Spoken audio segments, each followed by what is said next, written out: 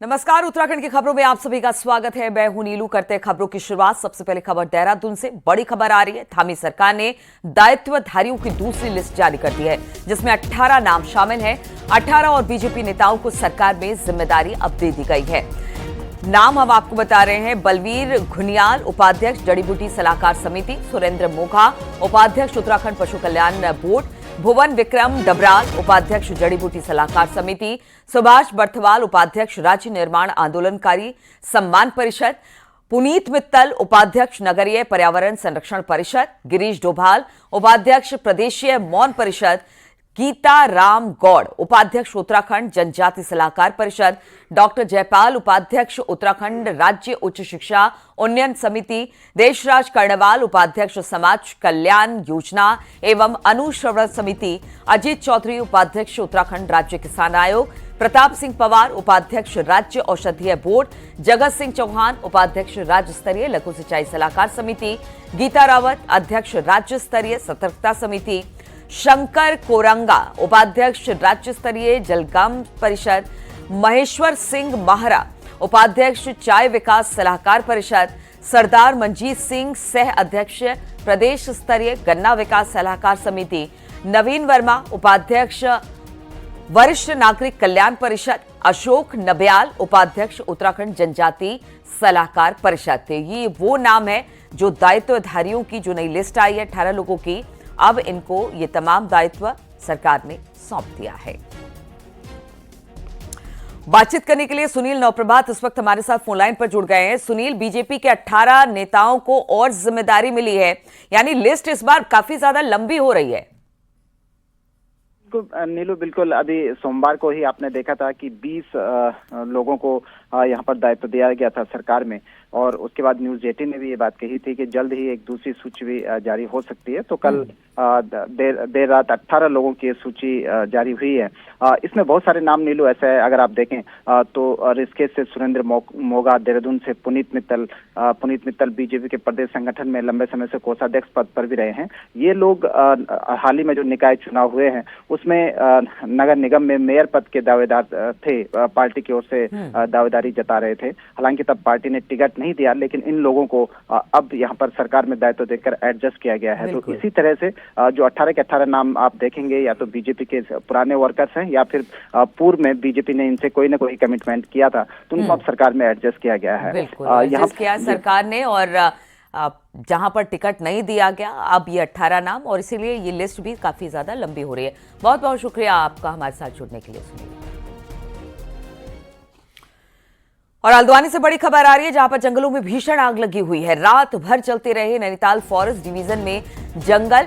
Ramnagar forest division के जंगलों में भी आग लग गई है। रानीबाग और जोलीकोट में कई हेक्टेयर जंगल इस वक्त जलकर खाक हो चुके हैं।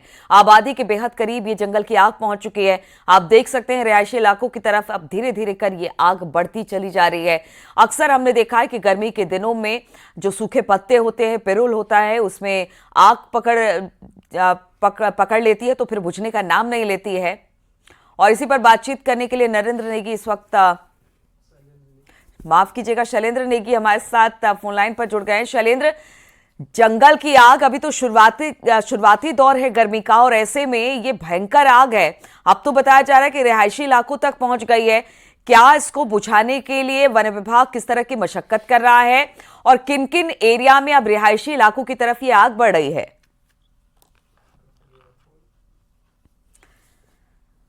तो आबादी के करीब जंगल में आग लगी है। शैलेंद्र से बात करने की कोशिश करेंगे, उनसे संपर्क नहीं हो पा रहा है, लेकिन हम आपको बता दें ये आग आप देख सकते हैं तस्वीरों में, कितनी भयंकर आग है।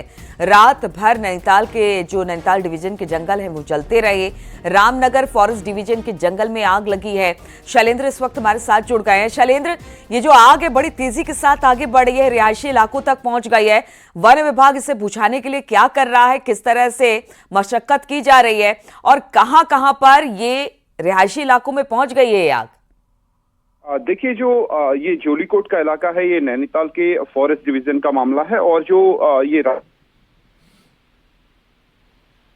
इलाकों में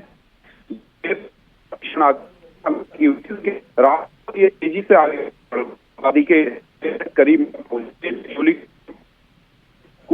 पहुंच गए।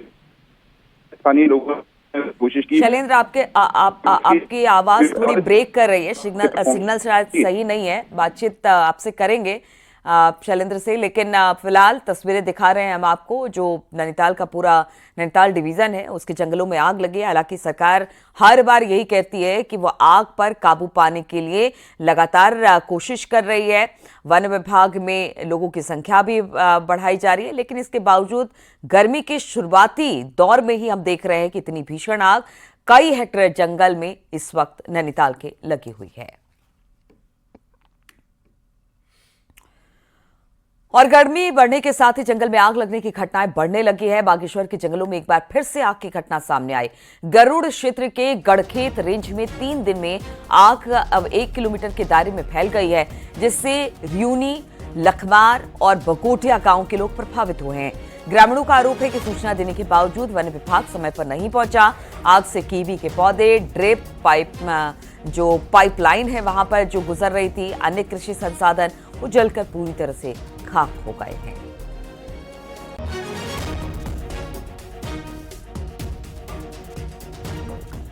नैनीताल में तल्लीताल धोबी घाट में एक घर में भीषण आग लग गई। शाम के वक्त घर में अचानक आग लग गई, जिससे आसपास में अफरा तफरी का माहौल देखने को मिला।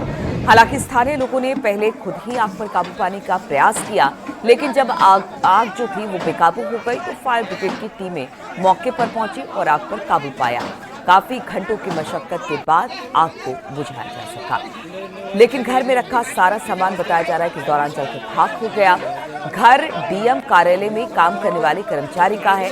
अब पुलिस नुकसान का आकलन कर रही है। डिस्ट्रिक्ट कंट्रोल में सूचना आई थी कि नेशनल होटल के पीछे आग लग गई है, और साथ ही हमारे जो चीता मोबाइल में अमित है उसके मोबाइल नंबर में भी कॉल आई। तत्काल डांट से हमारी पुलिस फोर्स यहाँ पर पहुँच गई थी और फायर सर्विस को तत्काल सूचना दी गई थी, जिस पर फायर सर्विस भी मौके पर आ गई और आग पर लगभग नियंत्रण हो चुका है।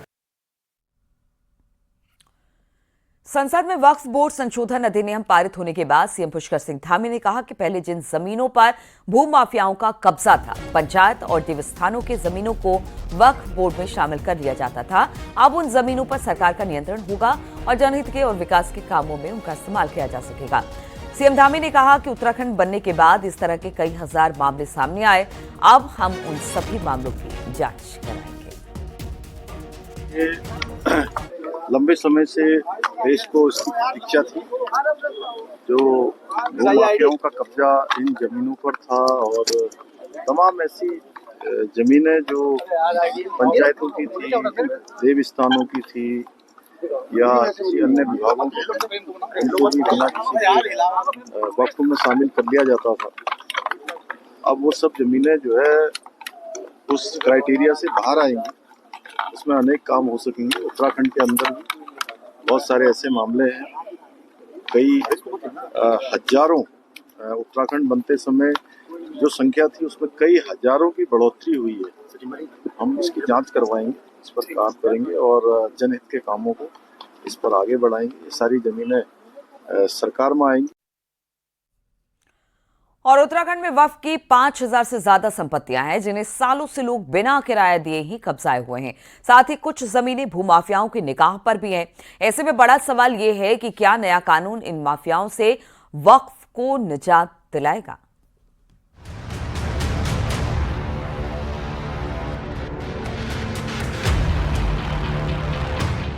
देवभूमि उत्तराखंड की इस खूबसूरत धरती पर भूमाफिया की नजर है और इसी भूमाफिया का एक रूप है वक्फ माफिया, जो देवभूमि में मौजूद वक्फ की जमीनों पर कब्जा कर मौज काटता आया है।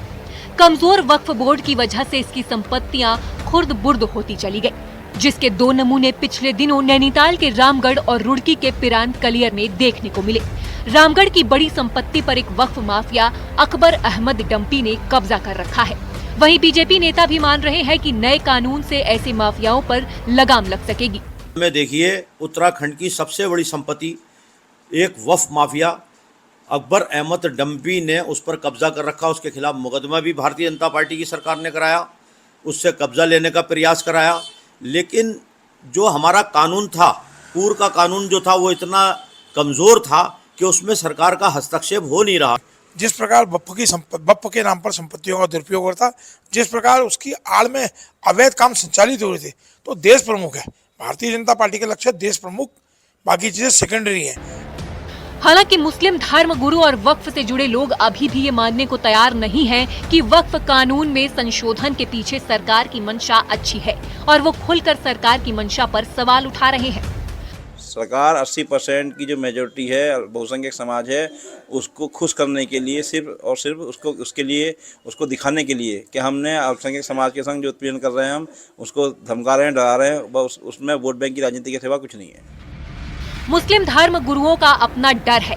दरअसल वक्फ का मतलब दान है और ये दान मस्जिद, मजारों, मदरसों, कब्रिस्तान या किसी अन्य धार्मिक कार्यों या गरीबों की मदद के लिए दिया जाता है और इसका वक्फ में दर्ज होना बाकी है। लेकिन यहीं पर अभी तक खेल हुआ है। कई जगह सरकारी और निजी जमीनों को भी वक्फ में दर्ज कर लिया गया, जिस पर बाद में भूमाफियाओं ने कब्जा कर लिया, जिससे ना जमीन बची और ना ही मुस्लिम समाज का भला है। ऐसे में नया कानून इस मनमानी पर शिकंजा कसने वाला है। हल्द्वानी से न्यूज़ 18 के लिए शैलेंद्र नेगी की रिपोर्ट। देश में बहस वक्फ बिल पर छिड़ी है तो मदरसों के मुद्दे पर राज्य के एकमात्र बीएसपी विधायक शहजाद ने बड़ा हमला किया है। उन्होंने कहा कि मुसलमानों को बीजेपी अल्पसंख्यक ही नहीं मानती, दूसरे धर्मों को मानती है। तो कांग्रेस नेता हरीश रावत ने इसे बीएसपी सुप्रीमो मायावती की ही गलती बता दिया। देखिए जरा ये रिपोर्ट।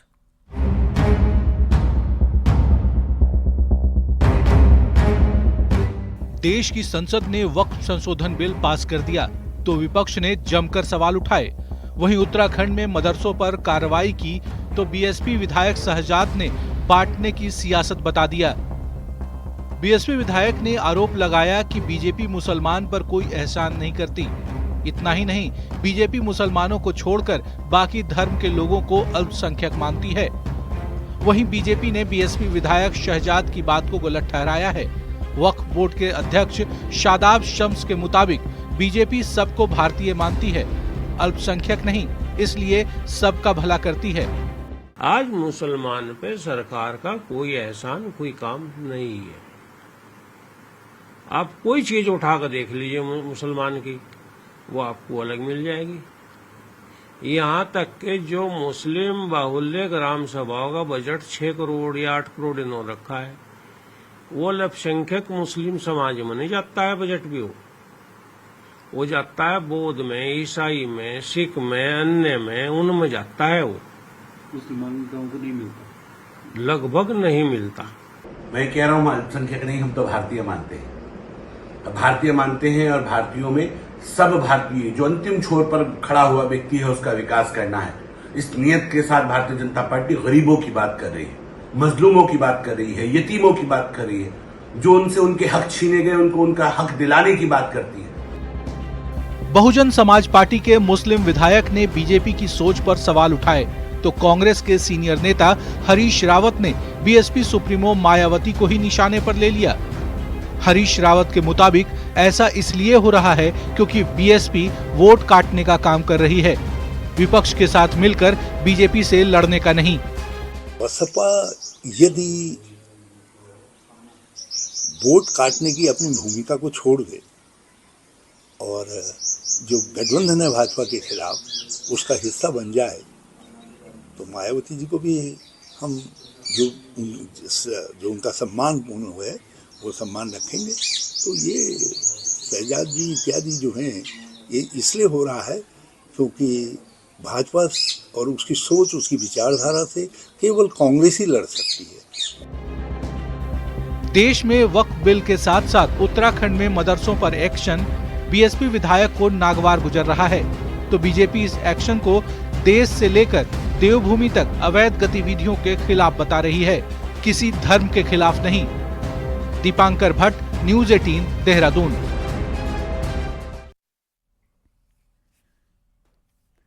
सीएम पुष्कर सिंह धामी शुक्रवार को अल्मोड़ा के चकुठिया के दौरे पर रहे। सीएम ने मां अग्नेरी के ऐतिहासिक मंदिर में चैत्र अष्टमी के मौके पर मेले में शिरकत की। सीएम ने प्रदेशवासियों को रामनवमी की शुभकामनाएं दी। इस मौके पर रंगारंग कार्यक्रमों का आनंद भी लिया। सीएम ने कहा कि चार धाम यात्रा की तैयारी चल रही है। साथ ही कहा कि मानस खंड मंदिर सर्किट में भी भारी संख्या में श्रद्धालु पहुंच रहे हैं। आए हुए सभी मेरे बड़े बुजुर्ग हमारे संकल्प को पूरा करने के लिए हमारी सरकार के साथ कंधे से कंधा मिलाकर अपना योगदान अवश्य देंगे। मैं यह भी बताना चाहता हूं कि पिछले दिनों इस क्षेत्र का समन्वय करने के लिए, यहां की इस क्षेत्र की समस्याओं का अध्ययन करने के लिए मैंने अपने कार्यालय से हमारे अपर सचिव श्री जगदीश चंद्र कांडपाल जी को रात्रि विश्राम के लिए इस क्षेत्र में भेजा था कि सब लोगों से बात करने के बाद, लोगों से जनसंवाद करने के बाद, वहां का अध्ययन करने के बाद आप आइए और एक रिपोर्ट दीजिए भाइयों बहनों। और 30 अप्रैल से शुरू हो रही चारधाम यात्रा 2025 के लिए ऋषिकेश यात्रा ट्रांजिट में गढ़वाल कमिश्नर की अध्यक्षता में एक महत्वपूर्ण बैठक होने जा रही है, जिसमें सभी विभागों के अधिकारी, जिलाधिकारी और स्टेक होल्डर अपने अपने कार्यों की प्रगति रिपोर्ट कमिश्नर को देंगे। साथ ही यात्रा को बेहतर बनाने के सुझाव और व्यवस्थाओं को लेकर स्टेक होल्डर अपनी बात भी रखेंगे। बातचीत करने के लिए ऋषिकेश से आशीष डोभाल इस वक्त हमारे साथ जुड़ गए हैं। आशीष, चारधाम यात्रा से पहले जितने स्टेक होल्डर हैं सभी एक बैठक करने वाले हैं, किस तरह से अपनी बात, अपने प्रस्ताव को रखने वाले हैं इसमें? जी, आपको बताना चाहूंगा कि चारधाम यात्रा में अब कुछ ही समय बचा है और जिसको लेकर लगातार यहाँ पर तैयारियां अंतिम रूप दिया जा रहा है। आज भी कमिश्नर की जो बैठक होने जा रही है उसको लेकर अंतिम रूप दिया जा रहा है। चारधाम यात्रा के जितने स्टेक होल्डर हैं और जितने यात्रा प्रशासन से जुड़े अधिकारी हैं वो आज ट्रांजिट कैंप ऋषिकेश में बैठकर इस पर मंथन करेंगे और 15 अप्रैल की जो डेडलाइन दी गई थी उस पर सारी कार्य योजना बनेगी कि कार्य की प्रगति रिपोर्ट क्या रही है, कितने कार्य हुए हैं, इन सबको लेकर आज मंथन होने जा रहा है, जिसमें कमिश्नर, जिलाधिकारी, सभी यात्रा रूट्स के सभी मौजूद रहेंगे। साथ ही पंडा पुरोहित समाज जो है उनकी जो भी समस्या हैं, जो भी उनकी बातें हैं, उनको सुना जाएगा और इसका तत्काल निराकरण करके चारधाम यात्रा को सरल और सुगम बनाने का प्रयास किया जाएगा। जी बिल्कुल, जिस तरह से ये जो बैठक होने वाली है इसमें खास तौर पर ये कहा जा सकता है कि अब इसके बाद एक पूरी तरह से खाका तैयार कर लिया जाएगा कि किस तरह से ये पूरा रूट होगा, किस तरह से लोगों की सुगमता का ध्यान रखा जाएगा। ये तमाम बातें आज डिस्कस हो जाएंगी।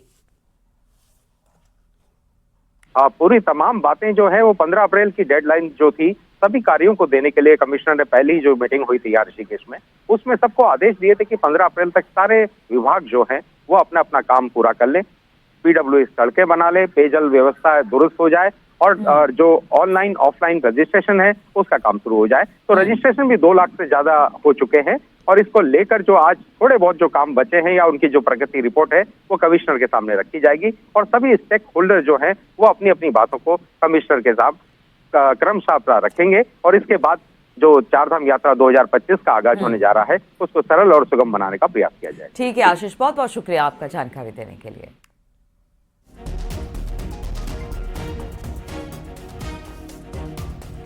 चारधाम यात्रा की तैयारी जोरों पर है। केदारनाथ में यात्रा की तैयारियों का जायजा लेने के लिए प्रभारी सचिव युगल किशोर पंत पहुंचे, जहां पर उन्होंने तैयारियों को देखा। पुनः निर्माण, सौंदर्यीकरण के कामों का भी जायजा लिया।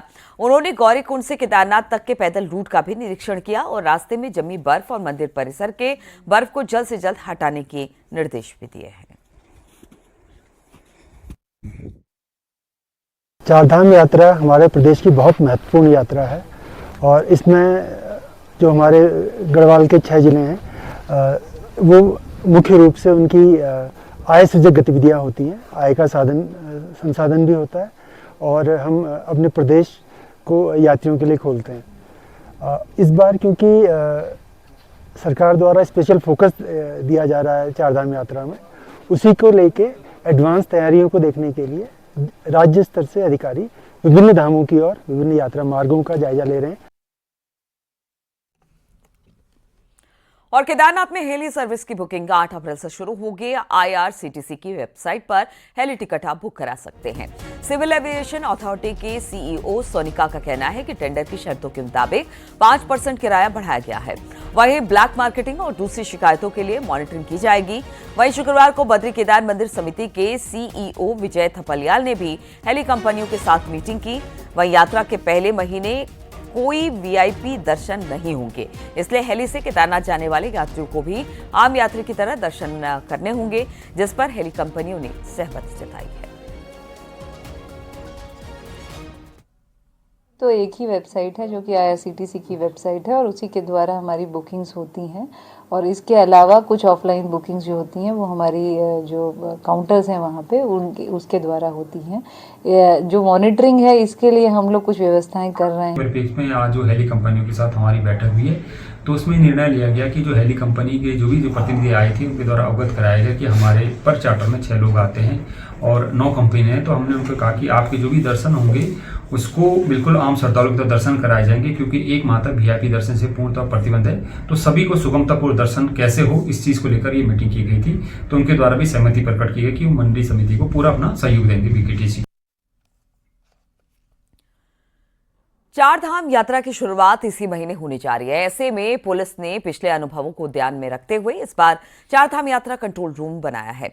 सेक्टर और जोन में यात्रा रूट पर एक बड़ा एक्सपेरिमेंट किया गया है। क्या है ये नई प्लानिंग, देखिए जरा इस रिपोर्ट में।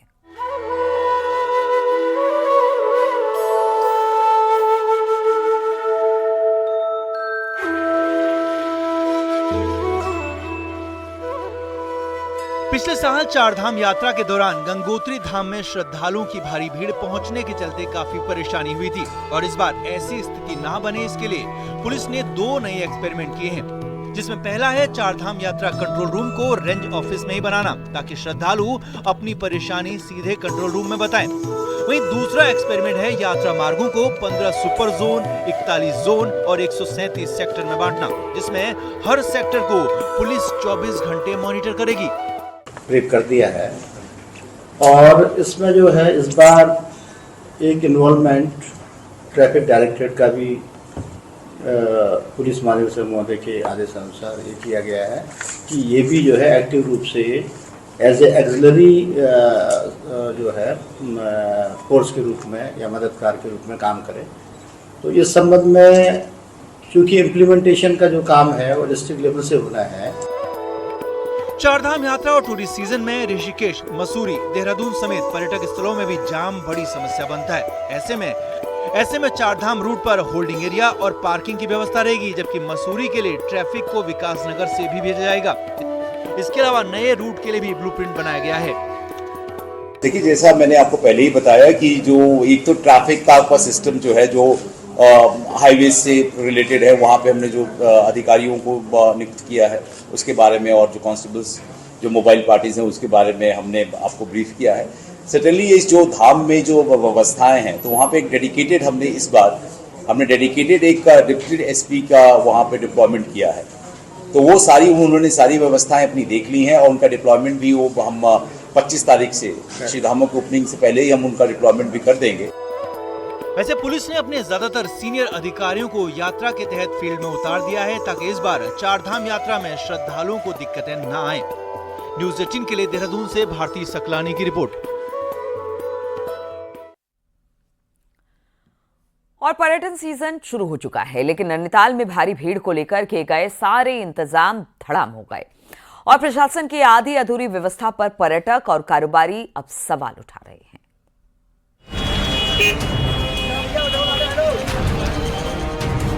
पर्यटन सीजन शुरू होते ही सरोवर नगरी में पर्यटकों की भीड़ पहुंचने लगी, लेकिन उनको मिलने वाली सुविधाओं का टोटा है, जिससे पर्यटकों को परेशानी झेलनी पड़ रही है और आधे अधूरे इंतजाम की वजह से हालात ये हैं कि पर्यटकों की बढ़ती संख्या और गाड़ियों का दबाव झेलना मुश्किल हो रहा है। तो वहीं प्रशासन की आधी अधूरी व्यवस्थाओं पर अब पर्यटन कारोबारी सवाल उठा रहे हैं। तो गाड़ी को अगर रोक रहे हैं तो जहाँ भी जो पॉइंट रोकना है, दूसरी बाईपास से जो पॉइंट जहाँ भी आप रोक रहे हैं वहाँ कम से कम बेसिक नीड्स होने चाहिए। बेसिक नीड्स है टॉयलेट्स होने चाहिए वहाँ पे, जो कि आज की डेट में नहीं है। जो पुराने बने थे वो शायद बंद पड़े हुए हैं। पानी का वहाँ पे नहीं है, पानी का भी वहाँ पे अरेंजमेंट जो उसमें भी नहीं है। और शेल्टर खड़े होने के लिए दुकानें चाहिए, आदमी को चाय की दुकान चाहिए, वो चाहिए, रिफ्रेशमेंट चाहिए, वो भी नहीं। तो टूरिस्ट से बहुत परेशान हो रहा है और यहाँ की फिर नेगेटिव इमेज लग जाता है टूरिस्ट। दरअसल कैचीधाम में साल भर लोगों का आना लगा रहता है, लेकिन वहीं ईद के बाद नैनीताल में पर्यटन ने रफ्तार पकड़ ली है और शहर में जाम के हालात पैदा हो गए हैं। वहीं जाम से निजात पाने के लिए नारायण नगर और रूसी बाईपास में गाड़ियों को रोकने के निर्देश जरूर कर दिए गए हैं, लेकिन पानी और शौचालय की व्यवस्था में प्रशासन फेल ही रहा। आज हमारे पास कंप्लेंट आई थी शौचालय को लेते हुए, तो या तो गंदगी के कारण या पानी के कारण उसमें कुछ अव्यवस्था थी, तो जिला पंचायत को निर्देशित कर दिया गया वो तत्काल रूप से उसको सही कराएंगे। पीडब्ल्यूडी और एडीबी इन दोनों का कुछ कार्य चल रहा है, जिसमें उनको एक साइड में पूरा ड्रेन का कार्य करना है, उसके बाद उसमें डामरीकरण करना है। बहरहाल सीजन के शुरुआत में ही इंतजामों पर पानी फिर गया है, तो वहीं नैनीताल के यातायात प्लान पर प्रशासन हाई कोर्ट में भी फंसा है, जिस पर जवाब पर्यटन को नहीं बल्कि कोर्ट को भी देना होगा। न्यूज़ 18 के लिए नैनीताल से वीरेंद्र बिस्ट की रिपोर्ट।